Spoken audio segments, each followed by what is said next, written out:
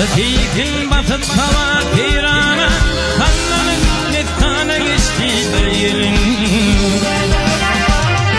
Gümüş kılına çukurda yerine, kanlanıp metkana çıktı bir yılın.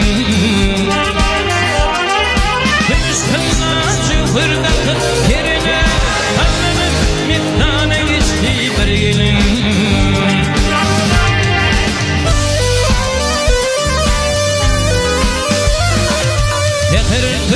Diyadül Fündaradi, Yeherminin diyadül Fündaradi, her bölümde tümüm filgi verdi. Hatırda koşun çekip yerdi, boynun durup kıya baktı belgeli.